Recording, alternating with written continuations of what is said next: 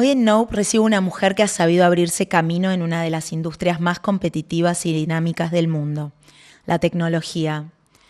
Natalia Scaliter es licenciada en sistemas con más de 20 años de experiencia en compañías como HP, MC y Oracle, y actualmente se desempeña como gerenta general de Google Cloud para Argentina, Paraguay y Uruguay. Su historia es la de alguien que eligió crecer a fuerza de curiosidad, preparación y liderazgo, pero también de alguien que entiende que la tecnología no tiene sentido si no genera impacto en la vida real, en cómo trabajamos, cómo aprendemos y cómo innovamos como país y como región. Con ella quiero hablar de transformación digital, de la revolución que trae la inteligencia artificial, pero sobre todo de lo que significa ser mujer liderando en un espacio donde todavía somos minoría. Natalia es de esas voces que inspiran porque nos recuerdan que el futuro se construye con decisión, talento y propósito. Tengo una excelente noticia para compartirles, y es que Bloom Life Argentina, la marca de suplementos adaptógenos que hace más de un año yo consumo, es sponsor oficial de Nope. Están ellos felices de acompañar un proyecto como Nope y yo no podía estar más honrada de tener un partner en el que creo y que vengo consumiendo. Así que bueno, la única condición era que además de que yo me viera beneficiada, toda la comunidad va a tener un acceso a un 10% de descuento con el código NOPE, N-O-P, entrando a bloomlife.co cada vez que quieran comprar. Así que bueno, me parece una gran noticia. Las alianzas que son producto de la sinergia y de compartir valores y propósitos me parece que son las que mejor funcionan. Y por otro lado, les quiero agradecer por estar del otro lado, como siempre. Muchos besos. Gracias, Nati, por estar acá. ¿Qué te pareció? Escucho y no me parece. ¿Sos vos o está hablando otra persona? Está hablando de mí.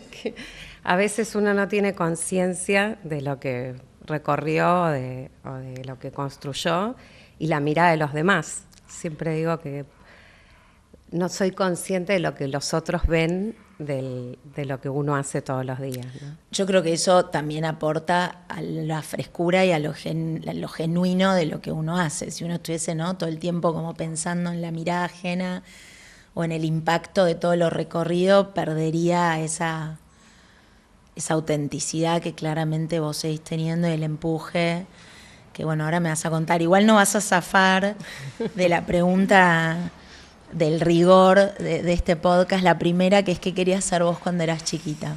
Si me pongo a pensar, no sé si tengo un recuerdo de algo puntual que decía, ¿viste? Los que dicen, bueno, quiero ser médico, quiero ser, no sé, azafata, astronauta, pero sí tengo como el recuerdo de siempre estar mirando todo lo que tenía que ver con la comedia musical, el canto, el baile, o sea, todo lo artístico.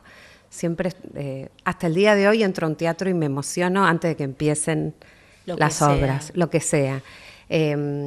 Hice danza muchos años y le dediqué un poco, como que le di bola a esa pasión en algún lado, pero bueno, después como que no lo...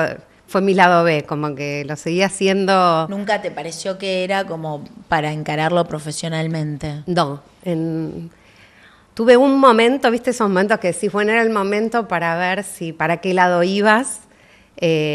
Hacía danza en el secundario y me convocaron para, cuando se abrió, estoy hablando en el pasado, se abrió el Parque de la Costa, me habían convocado para hacer como el show estable de Mary Poppins. Elenco. Claro, o sea, iba a ser de Mary Poppins en el show estable.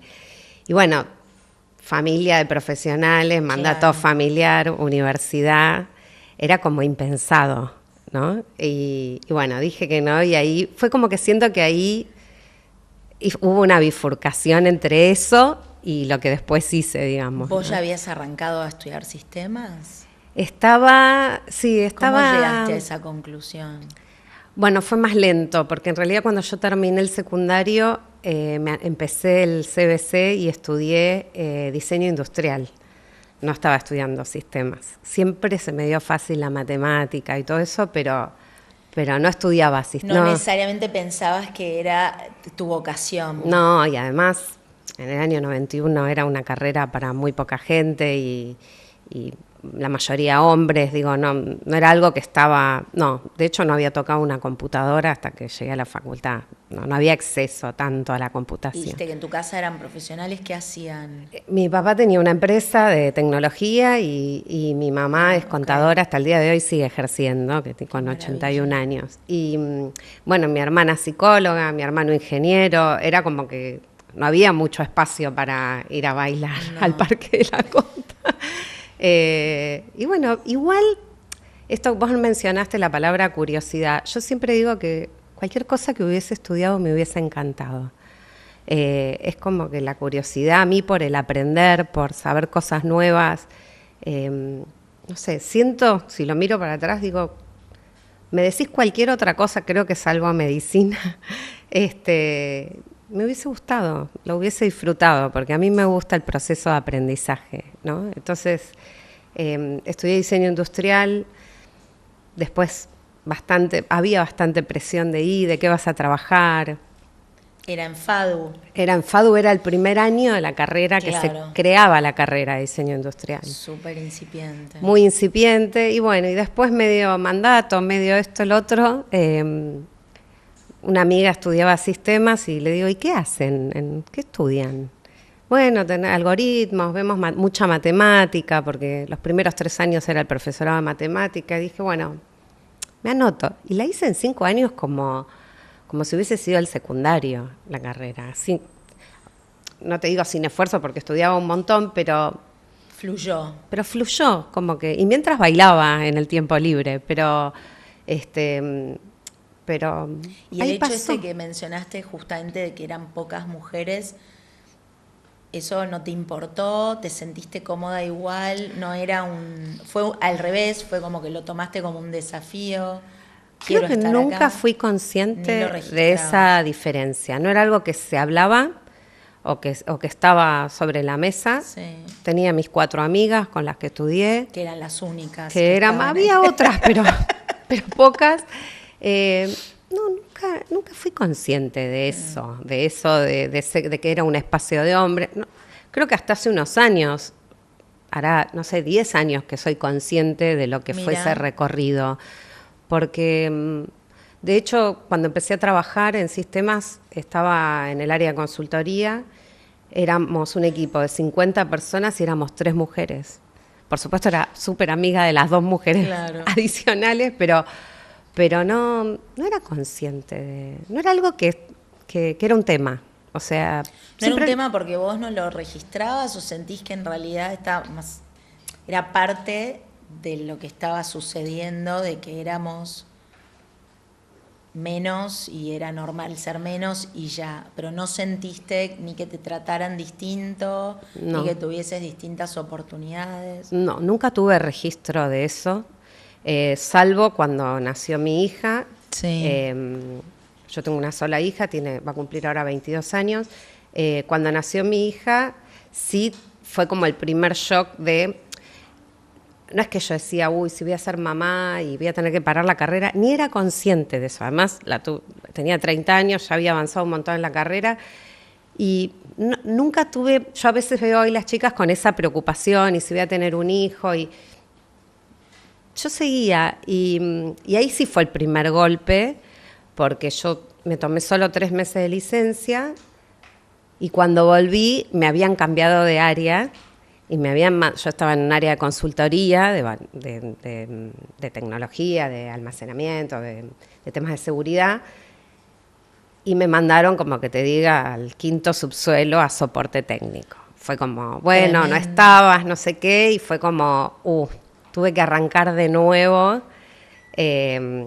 hacer el crecimiento. Y esa sí fue el primer shock de decir, che, ¿qué pasó? Yo me fui 3 meses nada más.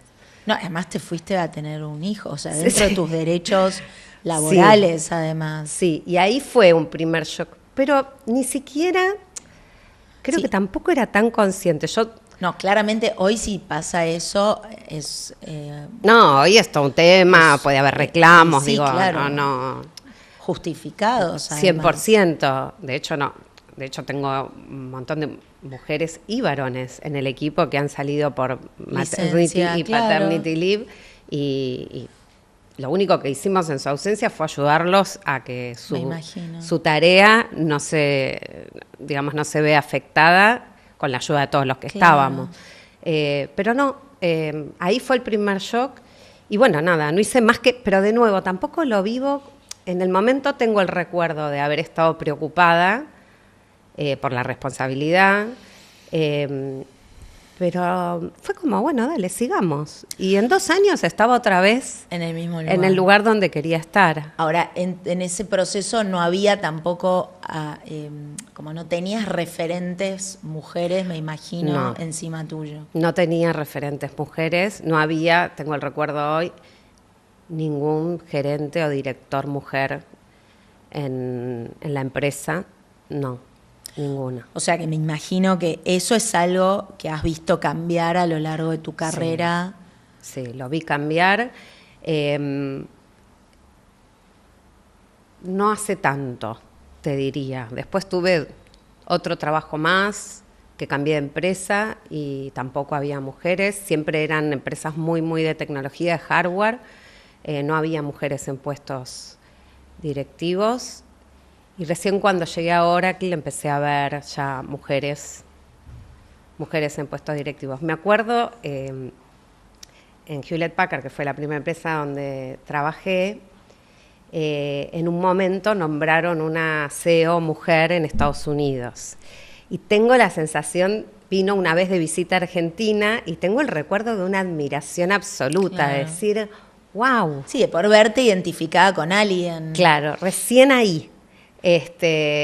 Como, wow, es posible, ¿no? Como que yo tengo la sensación que no me parecía ni que era algo posible, como que... Sí, ni lo cuestionabas. No había posibilidad de que eso pasara, así que... ¿Vos crees que eso es obviamente parte de muchos otros cambios de contexto, ¿no? de época de vida, pero además tiene que ver con la cultura de la compañía o no necesariamente? Es como que en estos últimos años por ahí más chicas se han ido interesando por carreras STEM, ¿no? Carreras más duras que antes no había mujeres, o tal vez eso sigue sin suceder tanto, pero desde las compañías hay una promoción mayor de que ocupen esos espacios las pocas mujeres que se reciben, digamos. Yo creo que es desde las compañías. Estadísticamente no creció tanto la cantidad de mujeres que estudian carreras STEM. O sea, teníamos una última cifra que decía que el 35% de las personas que siguen carreras STEM son mujeres, y eso no crece, ponele que haya crecido un 10% en los últimos 30 años, pero sigue sin crecer. Entonces creo que sí es más un tema de las empresas, de empezar a dar estos lugares, de tener más consciente de la diversidad y empezar a ver el valor de la mujer en esas posiciones también, que tenemos un perfil de liderazgo en muchos casos totalmente distinto al del hombre, que no es ni mejor ni peor, totalmente distinto, y depende de lo que cada organización en cada momento esté buscando que pase. Creo que es algo para pensar. En este momento necesito un perfil de este tipo, o un liderazgo de este tipo, y yo creo que, ahora sí conozco muchas mujeres líderes, y puedo reconocer que hay un perfil de liderazgo. ¿Cómo sería? Me totalmente interesa. Distinto. Yo creo que es un perfil mucho más empático, más transparente en muchos casos, con otro nivel de sensibilidad, y muy genuino. Yo veo muy genuino el liderazgo de las mujeres en todas las áreas donde lo veo. Que no quiere decir que el hombre no sea genuino, porque también he tenido grandes referentes hombres en mi carrera, a quienes admiro un montón como líderes, pero creo que el hombre tiene esta capacidad o esta necesidad, no sé cómo llamarlo, de ponerse en una posición de lo que quiere mostrar y no ser tan transparente, digamos, ¿no? Con esto cultural de... Como más estratega. Sí, o de ocultar, o de no mostrar las emociones, digamos, ¿no? La parte emocional, que la mujer es como que la tiene más a flor de piel. Obvio que hay casos de todo, pero en general, en la mayoría de las mujeres veo como un liderazgo más conectado con la emoción y creo que está bueno, que hace organizaciones más transparentes o más genuinas en lo que tiene que ver con la interacción entre las personas, ¿no? Que para mí es la clave. Me quedé pensando en lo que decías de la creatividad y que en un punto casi que sentí que cualquier carrera te hubiese entusiasmado porque te gusta aprender. Después de todos estos años, es verdad que es una industria hipercambiante y que te mantiene, ¿no?, como muy activa. ¿Seguís sintiendo como esa misma emoción? Es más, vos sentís que es como que si hubieses estudiado otra cosa estarías igual o no, o es un rubro en el que tenés que estar como más alerta que en otros. Yo sigo sintiendo la misma emoción. Qué bueno. Es más, me apasiona. El otro día escuché a un gerente de un banco que aprecio mucho que dijo: nadie puede competir contra quien ama su trabajo, ¿no? Y me quedó esa frase porque a mí me encanta lo que hago. Me pasó, y te soy sincera, la tecnología cambia un montón, pero hay gente que aunque esté en la tecnología, hace 20 años que hace lo mismo y quizás no siente la emoción. Yo también fui buscando a lo largo de mi carrera nuevos desafíos, claro, nuevas emociones. Cuando yo entré a Google, siempre lo cuento porque yo tenía ya 45 años, ponele 46, no sé, ya hacía muchos años que estaba en la industria, ya tenía un puesto gerencial, todo. Me mandan a Estados Unidos a hacer el onboarding a las oficinas de Google. Imagínate, era como estar en la meca de la tecnología. Disney. Yo me puse a llorar cuando llegué al edificio. Me emocioné, dije, no puedo creer dónde estoy. Y ya, yo trabajé siempre en empresas americanas, fui a headquarters de muchas empresas americanas. No es que perdés un poco la capacidad de asombro de estas cosas, y sin embargo... Pero por suerte no tanto. Sigo, y ahora con la inteligencia artificial, estoy como fascinada con esto, no paro de estudiar, pero no porque me lo exijan en el trabajo y me digan, vos tenés que saber, obviamente tengo que saber para poder asesorar a los clientes, pero estudio sola, porque es como que me apasiona este tema de aprender cada vez más, ¿no? No termina nunca, digamos, ¿no? ¿Qué es exactamente, cuál es tu tarea desde Google Cloud? Mira, yo gestiono el equipo de la operación de Argentina de Google Cloud, para Argentina, Paraguay y Uruguay. Tengo un equipo comercial y también hay gente de técnica y especialistas en los distintos productos. Y lo que hacemos es asesorar a los clientes en sus procesos de transformación digital a través de los productos y los servicios de Google Cloud. O sea, todas las empresas hoy se ven muy desafiadas por la adopción de estas tecnologías para ser más eficientes, lograr mayor productividad, transformarse para el mundo que viene. Y lo que hacemos un poco es eso, es entender un poco su situación actual, sus objetivos, a dónde quieren ir, y armar soluciones y diseños de arquitecturas para que puedan incorporarlos a través de los productos de Google y transformarse. Pero no es solo la tecnología, trabajamos mucho con los equipos, con la cultura. Eso te iba a preguntar, porque creo que mientras también contabas esto de que cuando llegaste a Google te emocionaste y que decías, hay gente que por ahí está en tecnología pero está medio estancada haciendo lo mismo. Siento también que en los últimos años, y corregime por ahí si me equivoco, pero de afuera la sensación es que los cambios se aceleraron muchísimo. O sea, me sorprende que haya alguien que hace 20 años está haciendo lo mismo, pero bueno, siempre el que quiera hacer la plancha la va a poder hacer en cualquier lado, creo. Pero el desafío, ¿no? Y el retruco de las cosas, porque lo veo también desde la educación de los chicos, ¿no? Ahí cuando uno empieza a darse cuenta como la inteligencia artificial también ya es un player y entonces hay que cuestionarse o modificar, en mi opinión, habría como, ¿no?, que repensar el sistema educativo desde un montón de lugares. Y eso, todos los aspectos de la vida de cualquier persona hoy están como muy atravesados por la tecnología. Entonces, esto que vos decís de que, bueno, sí, son soluciones para compañías, pero que atraviesan las culturas, porque también estas personas vienen, ¿no?, con algún conocimiento o ningún conocimiento, algunos miedo, como mismo el miedo de lo que fue cuando apareció Internet, se me ocurre.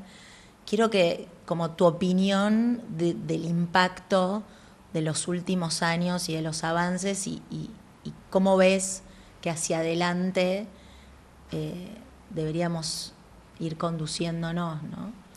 Mira, hubo muchas revoluciones tecnológicas a través del tiempo. Internet nombraste una, el otro fue el celular, el smartphone. Yo me acuerdo cuando trabajaba en Hewlett Packard que nos contaban que en el futuro alguien iba a poder hacer el pedido de supermercados del celular. No me voy a olvidar nunca. Y nos mirábamos como diciendo, y eso habrá sido en el año 2000. Claro. Y nosotros nos mirábamos como diciendo, claro, está pensando cualquier cosa. Eso es ciencia ficción y sin embargo hoy es lo más natural del mundo, ¿no? La gran diferencia que vemos con el tema de la inteligencia artificial, como otra disrupción tecnológica, es la velocidad. O sea, siempre hemos tenido tiempo, la sociedad, de ir incorporando los cambios lentamente, o por lo menos a la velocidad que la misma sociedad podía. Algunos más rezagados, otros más adelantados. Esto es inmediato, esto es tan disruptivo y va tan rápido y evoluciona tan rápido que lo que está pasando es que tanto las personas como las empresas, porque al final las empresas están formadas por personas, no están pudiendo incorporarlo y eso genera mucha ansiedad. En algunos casos la gente se detiene. Yo formo parte también del grupo asesor de lo que es el Silver Economy Forum, para todo lo que tiene que ver con la generación más 50, como en asesoramiento tecnológico. Y entonces vos imagínate, para hablar de toda la fuerza laboral, porque los nativos digitales, los más jóvenes, lo van a incorporar naturalmente. Pero hablas más 40, más 50, más 60, que todavía estamos en una posibilidad de trabajar, activos. Entonces digo, a mí la mayor preocupación es que esta velocidad está generando una brecha digital aún más grande todavía. Entonces ahí yo lo que te diría, y esto pasa en todo, pasa en lo personal cuando querés hacer tus trámites en el banco, como en lo laboral cuando tenés que ejecutar un proceso que ahora la empresa decidió que sea con inteligencia artificial. Digo, todos tenemos que capacitarnos. Se va a generar una brecha digital, como todas las brechas que se generan en estos cambios tecnológicos, y ahí, bueno, desde Google trabajamos un montón. Yo soy medio embajadora de todo lo que sea capacitación a la mayor cantidad de gente posible. Tenemos acuerdos con universidades y demás, porque creo que tenemos, por un lado es una oportunidad de tener una ventaja competitiva, de ser más relevantes como profesionales en lo personal, pero por otro lado genera mucha ansiedad porque va muy rápido.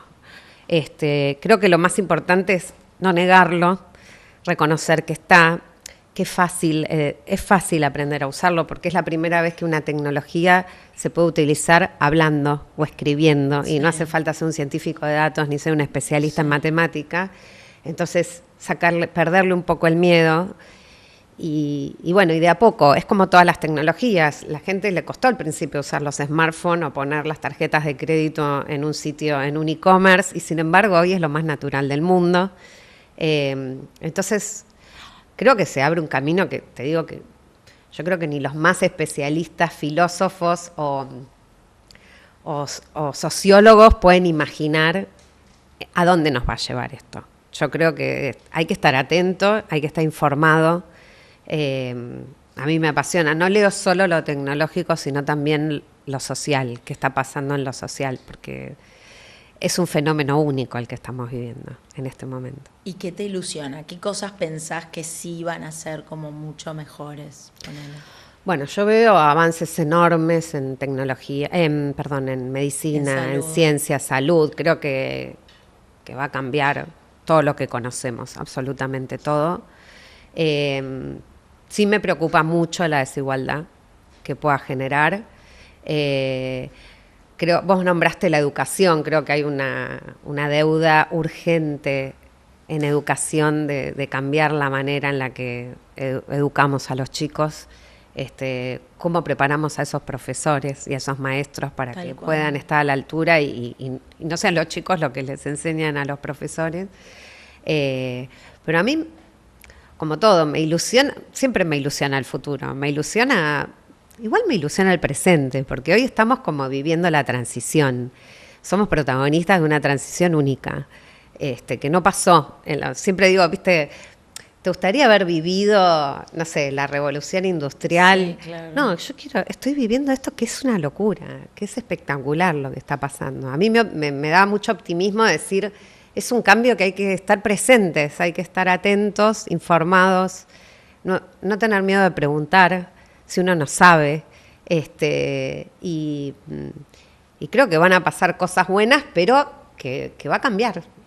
A mí me llama mucho la atención, y no, pero digo, como un dato que se corroboró de que una de las preguntas es como más hechas al chat, ¿no? Al chat GPT, a los robots que contestan, tienen que ver con temas más como psicológicos, ¿no? Y de apoyo emocional y de salud emocional.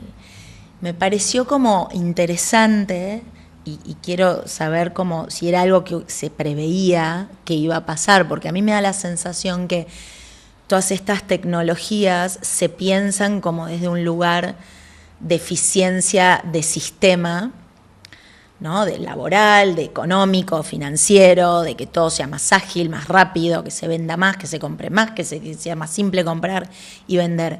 Y de golpe el ser humano mostró que lo que más le está preguntando a la máquina es ¿quién soy yo? ¿Cómo hago? ¿Para qué vine al mundo? ¿Cómo hago para ser mejor persona?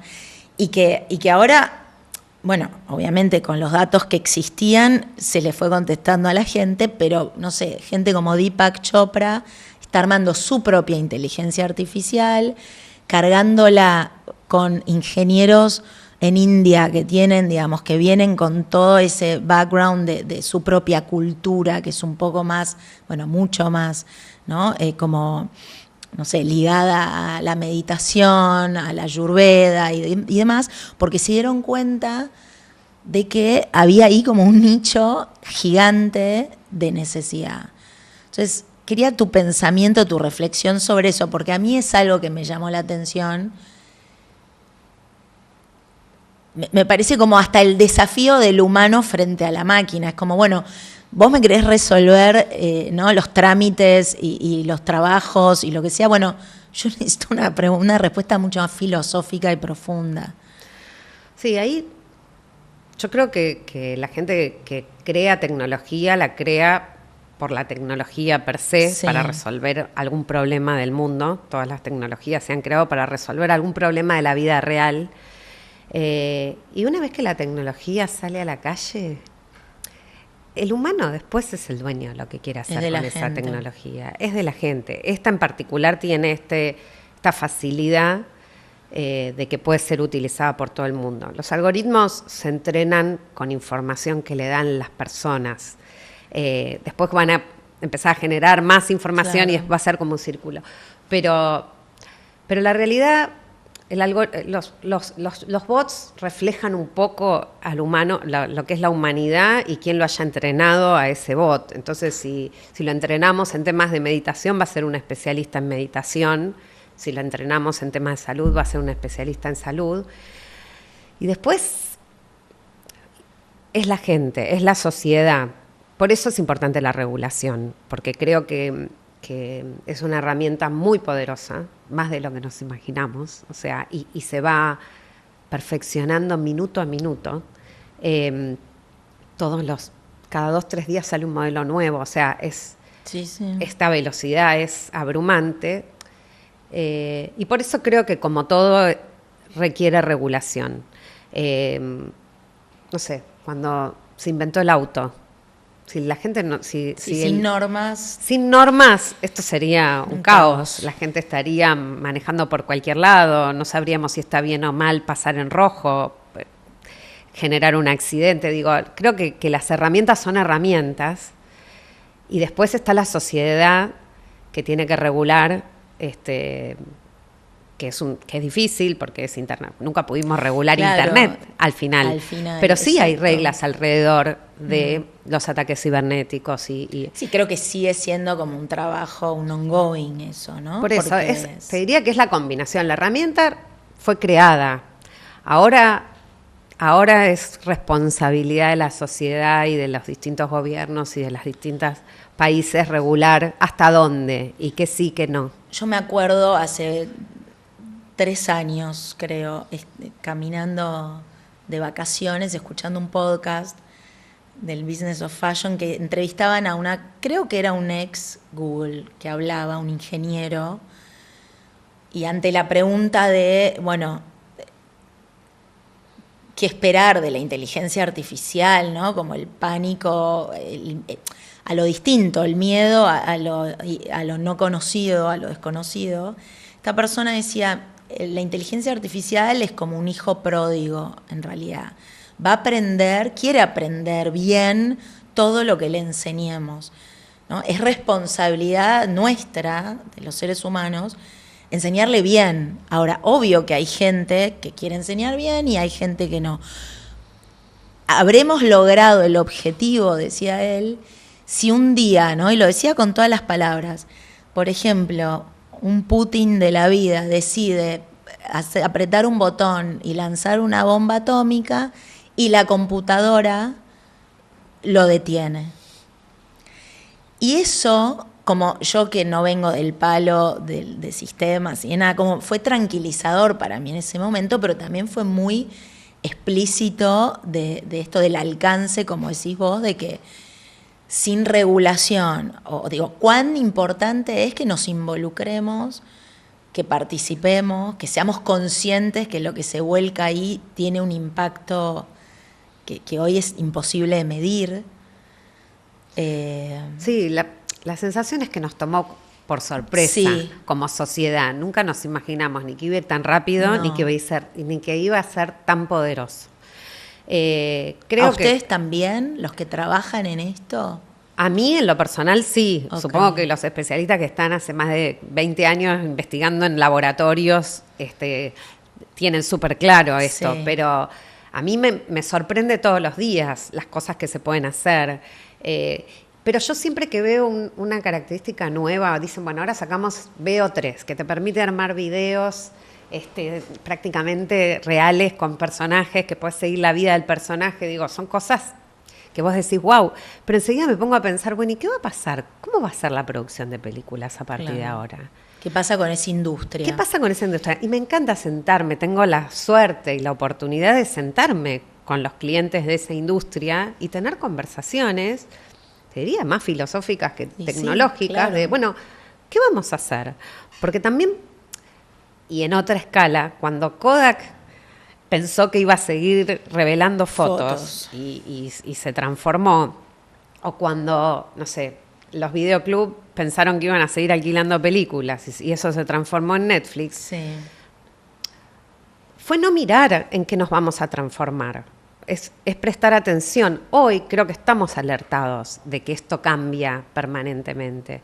Entonces me gusta sentarme con los clientes y pensar juntos, bueno, ¿en qué se van a transformar? Claro, el desafío de porque va a haber que transformarse, que mutar. Va a ocurrir.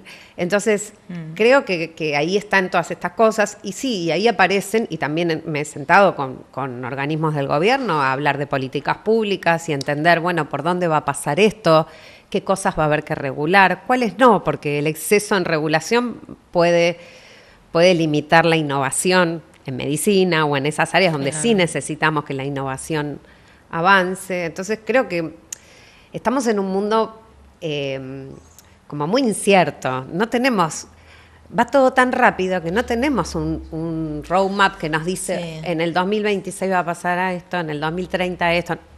Y no sabemos. Es como una respuesta espontánea a un acelere real.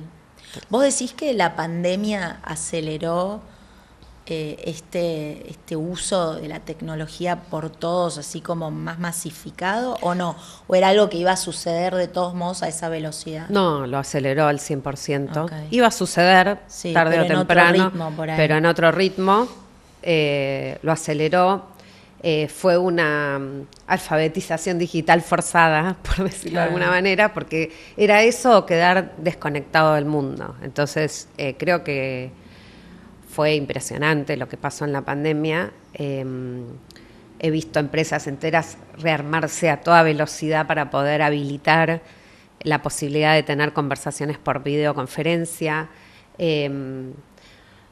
Espero, siempre es mejor que no ocurra a través de una pandemia que fue tan dolorosa para las vidas humanas, pero creo que esto también es como un shock de, bueno, hay que aprender de esto, digamos. Pero acá el riesgo tiene que ver para las empresas, con estancarse, con perder competitividad en un mundo tan globalizado, donde no sabes por dónde va a venir el competidor nuevo, y para las personas, para la relevancia como profesionales o como recurso empleable. Yo siempre hago la analogía de que cuando antes era indispensable saber usar una planilla de cálculo para conseguir un trabajo, bueno, hoy tener conocimientos básicos de cómo interactuar con una inteligencia artificial, qué tipo de preguntas hacer y demás, va a ser un requerimiento, pero práctico, como herramienta. Ahora, el pensamiento crítico, la experiencia, el conocimiento, yo creo que sigue siendo fundamental. Fundamental. Está bueno que digas eso, porque no siempre el miedo es, yo entiendo que va a haber trabajos que quizás van a tender a desaparecer, como bien mencionaste, varias cosas que uno las fuimos perdiendo y fue siendo natural, ¿no? Como parte del proceso de la evolución, pero sí, como pasó en su momento con la huelga que hicieron en Hollywood, hay como grandes industrias que de golpe se ven casi como que súper amenazadas por una nueva manera de hacer las cosas que casi reemplaza a todos los humanos que aparentemente estaban involucrados en esa industria. ¿Vos crees que realmente va a ser así? O sea, ¿qué va a pasar? Ponele, la industria del cine tiene que empezar a incorporar, va a ser parte clásica y parte no, para seguir evolucionando. Los actores van a seguir actuando o van a ser como, van a tener cargada su imagen, ponele, y según la necesidad, la inteligencia artificial los va a hacer desplegarse distinto. Mira, yo creo que todo depende del usuario. ¿Cuál es la expectativa del consumidor? Okay. Entonces me imagino, hoy estamos en una transición generacional, todavía somos muchos los que nacimos sin internet y tenemos una expectativa como consumidores de lo que queremos ver. A mí no me emociona ver un corto armado con robots y con sí, que sea todo artificial. No me emociona a mí, por mi formación, por mi expectativa de tu recorrido de vida. Pero no sé qué va a pasar con las generaciones que nacieron o que van a nacer con esta mirada, claro. Porque ellos no van a haber visto nunca una película en blanco y negro o no van. Entonces, ¿qué va a pasar con el consumidor? Y acá no soy especialista, pero te digo lo que me sale pensar, o educamos a los consumidores en otro tipo de contenido que no sea todo digital y todo, o nos vamos a tener que adaptar, porque al final del camino, uno para quién crea las cosas que crea, los productos, los servicios, las películas, para un consumidor que está del otro lado. Y creo que acá lo que hay que mirar atentamente es al consumidor. Hoy mi mirada es que estamos transicionando. Todavía necesitas sucursales en los bancos y necesitas una app que pueda hacer todo digital, porque tenés un montón de gente que se siente más cómoda hablando con una persona y tenés un montón de gente que no quiere hablar por nada del mundo con una persona. Entonces, estamos transicionando y creo que eso tiene unos años más de transición. Okay. Pero no sé, no me puedo imaginar cómo va a ser cuando la mayor cantidad de la población haya sido nativa digital. ¿Qué va a pasar? ¿Qué va a esperar ese consumidor? ¿De qué contenido va a mirar? ¿O qué tipo de interacción va a tener con las empresas y los servicios? Claro, ¿qué va a pedir, ¿no? ¿Qué va a esperar que le ofrezcan? Interesante. Es la mirada que tengo y no, y es lo que te mantiene tan interesante. Claro, claramente. Por eso sí. Me encanta hablar con los clientes, escuchar, esto de escuchar todas las generaciones, porque uno a veces está muy sesgado por la propia historia, el propio recorrido, como mencionaste, entonces decís, bueno, no es lo mismo ver una película. Y sí, pero no es lo mismo para mí. Bueno, después un poco como los libros que no desaparecieron cuando surgió el Kindle y toda la forma de lectura, ni audio ni a través de dispositivos, pero hubo un impacto obviamente en la industria, ¿no?, editorial. 100%, sí. Ahora es interesante eso que decís, eso sucede porque todavía existen muchos nativos no digitales.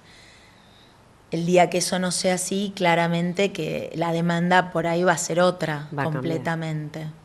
Ese es el gran desafío que hoy tienen las empresas, las industrias, de abarcar todas las generaciones, ¿no? Abarcar la transición. Sí.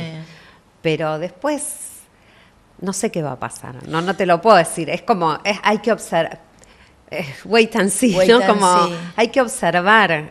Igual es muy interesante, también siento que las empresas están muy pendientes de esto, ¿no?, de satisfacer las necesidades de esa demanda tan amplia que tienen, porque tienen un público que le pide una cosa y otro que le pide exactamente lo contrario. Los estados no los veo tan ayornados, ¿no?, como ni intentando tener la misma velocidad de las empresas para poder satisfacer esas demandas y qué sé yo. Y ahí es a donde siento que va a haber un conflicto, porque un poco esto, como hablamos desde el principio, no sé, la educación, o sea, el tiempo que demoran los cambios en impactar, más allá de que haya un cambio generacional y que digo, hasta que desaparezcan todos los que hacen política, que vienen de otra generación y esos lugares los ocupen personas más jóvenes y nativas digitales. Hay ahí creo que un delay y un desfasaje que de alguna manera hay que acelerar. Hay estados en el mundo a seguir, o sea, ¿cuál es como el ejemplo de países que están haciendo eso en un timing parecido al de las empresas privadas? Mira, no tengo conocimiento específico de un estado particular. Sí. Definitivamente creo que es como, yo lo llamo la pirámide de Maslow, no sé si conoces el concepto, sí, que dice, bueno, las necesidades básicas. Entonces, yo creo que en Latinoamérica todavía estamos con muchas otras preocupaciones, la mayoría de los países, para satisfacer, y porque mientras, yo siempre digo lo mismo, mientras nosotros hablamos de inteligencia artificial, te movés 2 pasos al mundo real, sí, y la inteligencia artificial ocurre en un pedacito así de la sociedad y el resto tiene otros problemas para resolver. Entonces, igual la inteligencia artificial... Pero conviven y hacen parte de ese gap que vos decís, sí, que cada vez se va a hacer más grande. 100%. Los estados, los organismos estatales tienen una enorme oportunidad de resolver muchos de esos problemas, claro, gracias a la inteligencia artificial. Y están y saben, y lo saben, digo, no es que no lo saben.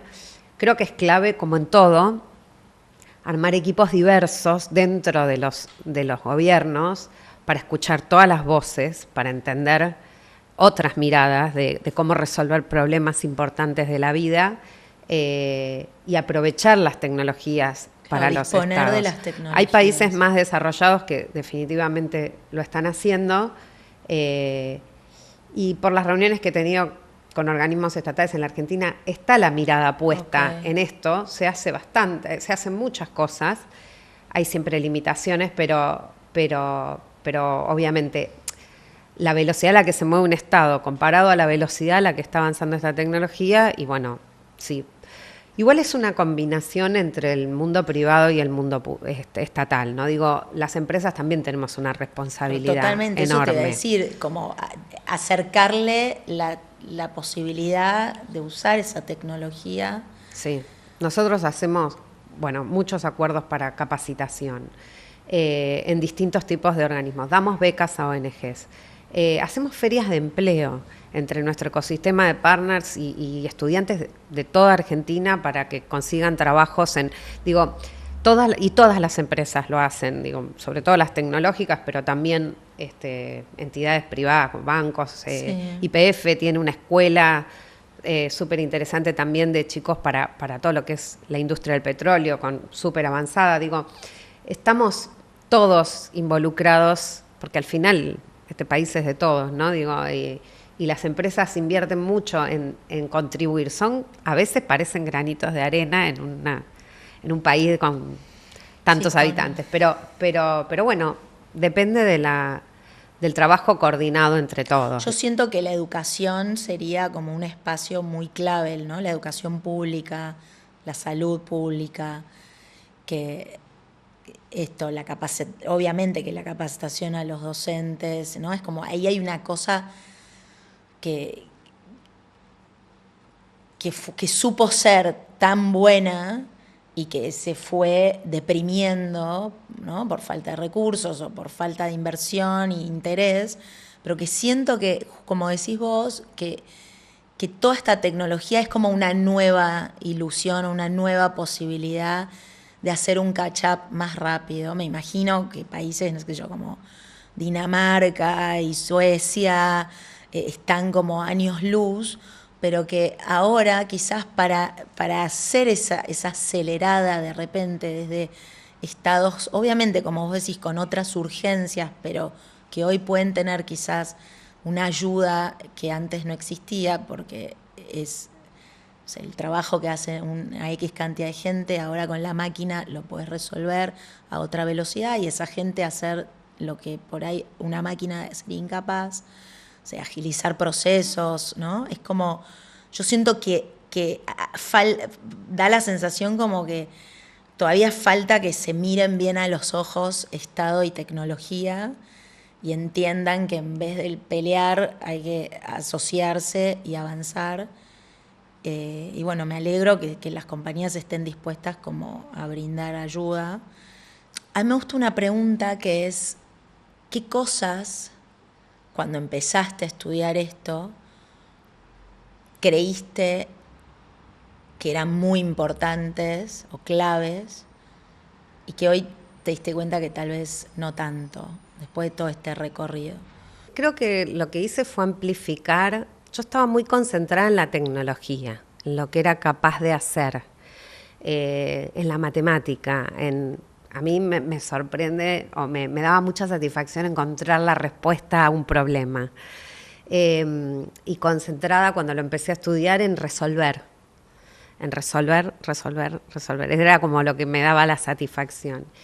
Y cuando lo amplificás, o a medida que maduras, creo, al mundo real, fuera de la computadora, hay muchos grises. Las cosas no son blancas o negras. Cuando entra la persona, o esto que hablamos de, bueno, la herramienta es perfecta, pero la sociedad no. Entonces creo que yo empecé a estudiar pensando en la herramienta y a medida que crecí o que ejercí, empecé a pensar mucho más en las personas, en esto del impacto. Bueno, ¿y esto qué va a ser? ¿Para qué sirve? ¿No? Creo que esa fue como la gran distinción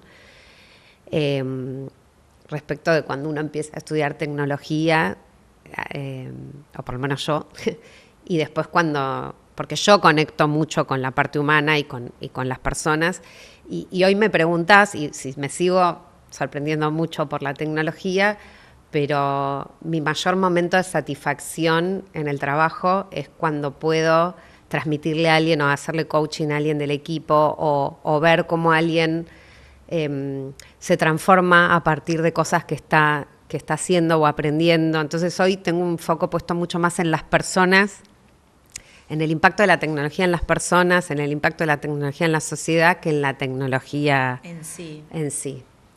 ¿Y qué le dirías a tu voz, a Natalia, en cualquier momento de todo este recorrido, si pudieses volver el tiempo atrás, con el diario de hoy, ¿no? ¿Qué le harías saber? Mira, primero te voy a decir un comentario que siempre que le digo a mi mamá que bueno, que yo elegí sistemas porque me pusieron presión y me hago la víctima, ella siempre me contesta, tan mal no te fue, me dice, ¿no? Al final son todas elecciones que uno hace por distintos motivos.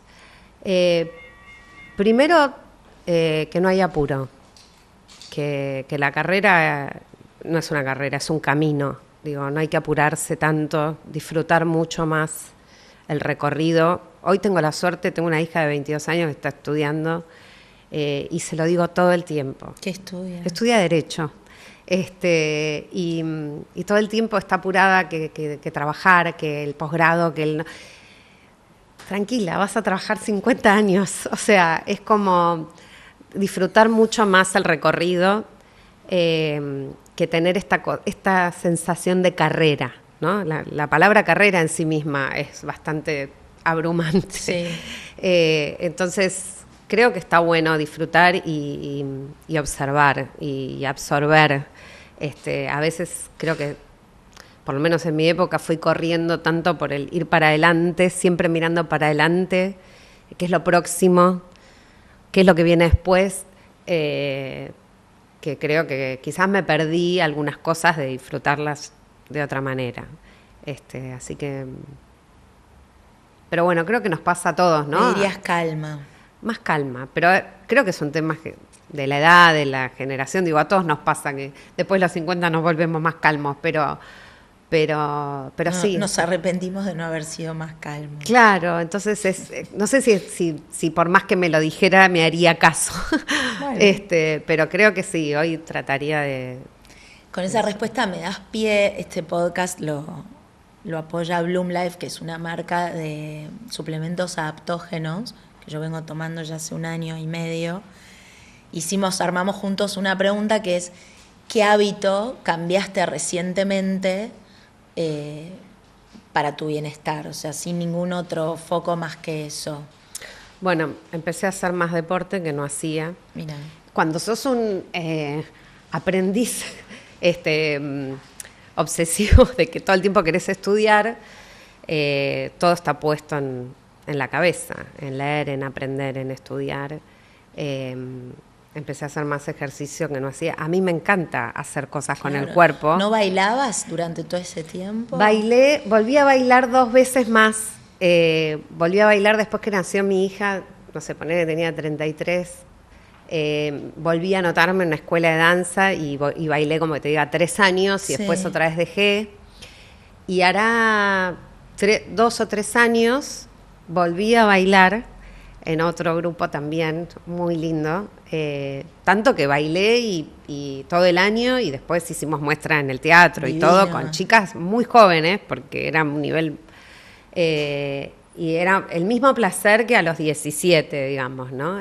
Pero bueno, no, las obligaciones, todo se me hizo muy difícil sostenerlo. Sigue siendo el espacio donde mejor te sentís. Mejor me siento. Pero bueno, empecé a hacer ejercicio, algo que me gusta pilates, yoga, todo lo que sea. No es que voy al gimnasio a levantar una pesa. Todo conectar con el cuerpo. Conectar con el cuerpo. Y eso lo incorporé como hábito. Y también el no. Creo que el no fue uno de los aprendizajes más grandes en los últimos 2 años, de poder decir que no a un montón de programas, pedidos, cosas, presencia. El no a mi presencia en un montón de espacios que me di cuenta que no pasa nada, y respetarme un poco más el no querer.